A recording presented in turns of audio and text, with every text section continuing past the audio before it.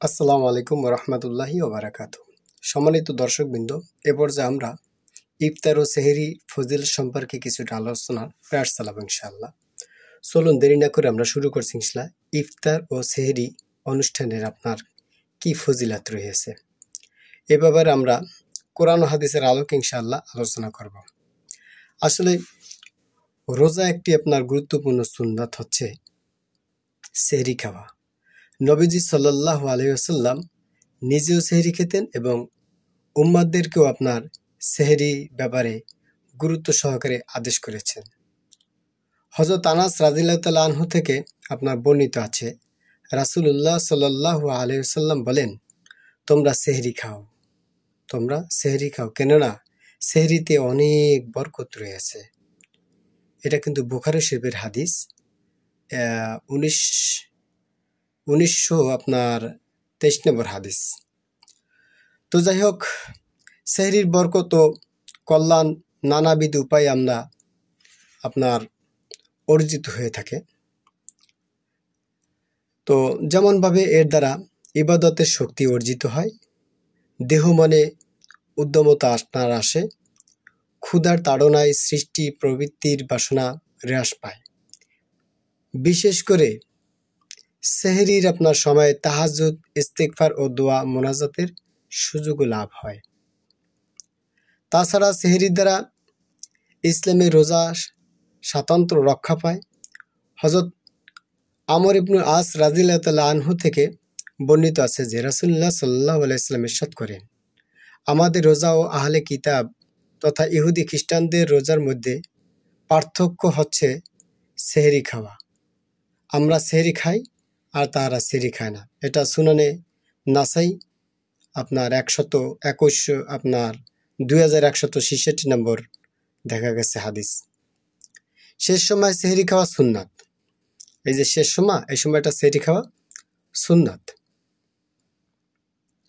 হযরত যায়েদ বিন সাবিত রাদিয়াল্লাহু তাআলা আনহু বলেন, আমরা রাসূলুল্লাহ সাল্লাল্লাহু আলাইহি ওয়াসাল্লামের সঙ্গে সেহরি খেলাম, অতঃপর ফজরের সালাতে দাঁড়িয়ে গেলাম। জিজ্ঞেস করা হলো, এই দুইয়ের মাঝে ব্যবধান কতটুকু ছিল? তিনি বললেন, 50 বা 60 আয়াত তিলাওয়াতের সমপরিমাণ আপনার ছিল। এরা সহিহ আপনার বুখারী শরীফ 575 নম্বর আয়াত। হযরত মুহাল্লাব প্রমুখ বলেন, উম্মতের জন্য নবীজি সাল্লাল্লাহু আলাইহি ওয়াসাল্লাম সর্বদা সহজতম রাস্তা অবলম্বন করতেন। নবীজি যদি সেহরি না খেতেন তাহলে উম্মত তার অনুসরণের সেহরি না খেয়েই রোজা রাখত। কিন্তু উম্মতের জন্য তা অতিশয় কষ্টসাধ্য হয়ে যেত। আর যদি তিনি রাতে প্রথমাংশে বা মাঝের অংশে সেহরি খেয়ে নিতেন তাহলে এটাও আপনার উম্মতের জন্য কষ্টসাধ্য হতো। তাছাড়া এটা অনেকের ফজরের নামাজে আপনার কাজা হওয়ার কারণ হয়ে যেত।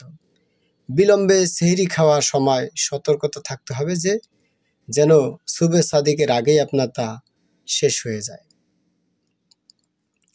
কখনো যদি এমন হয় যে গোসল ফরজ হয়েছে কিন্তু গোসল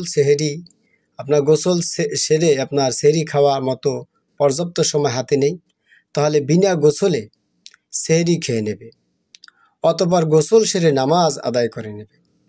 কারণ সেহরির জন্য পবিত্রতা রক্ষা করা কোনো কারণেই আপনার যদি সেহরি খাওয়া সম্ভব না হয় তাহলেও রোজা রাখতে হবে।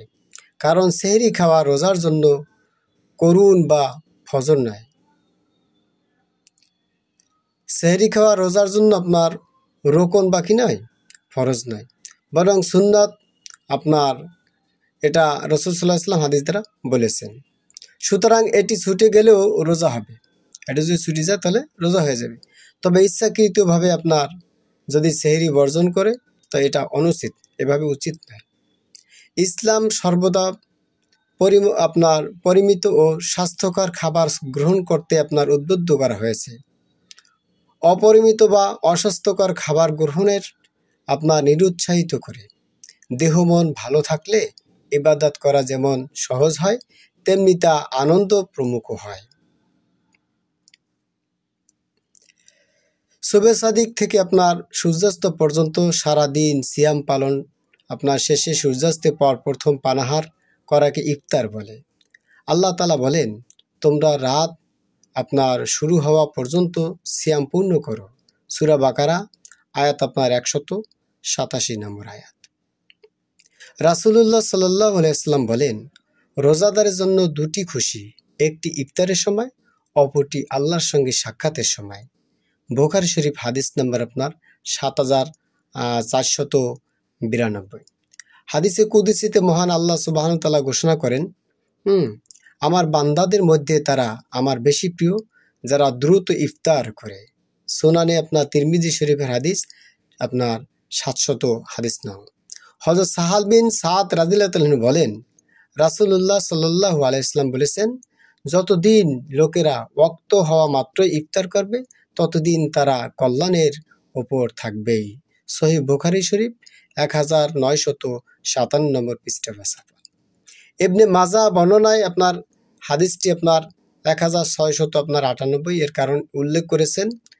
কেননা ইহুদিরা আপনার তাদের ইফতার বিলম্ব করিয়া ফেলায়, তারা দ্রুত করে না, মানে সাথে সাথে করে না। যে কোনো হালাল বস্তুর দ্বারা ইফতার করা যায়, তবে খেজুর দ্বারা ইফতার করা সুন্নাত। যদি খেজুর না থাকে তাহলে কেবল পানি দ্বারাও ইফতার করা যায়। রাসূলুল্লাহ সাল্লাল্লাহু আলাইহি ওয়াসাল্লাম বলেন, তোমাদের কেউ যখন ইফতার করবে সে যেন খেজুর দিয়ে ইফতার করে নেয়। সুবহানাল্লাহ। খেজুর না হলে পানি দ্বারা যেন ইফতার করে নেয়, নিশ্চয়ই পানি পবিত্র। এটা সুনানে আহমদ শরীফ হাদিস নাম্বার 1006 আপনার 1,06,237 নম্বর আপনার হাদিস।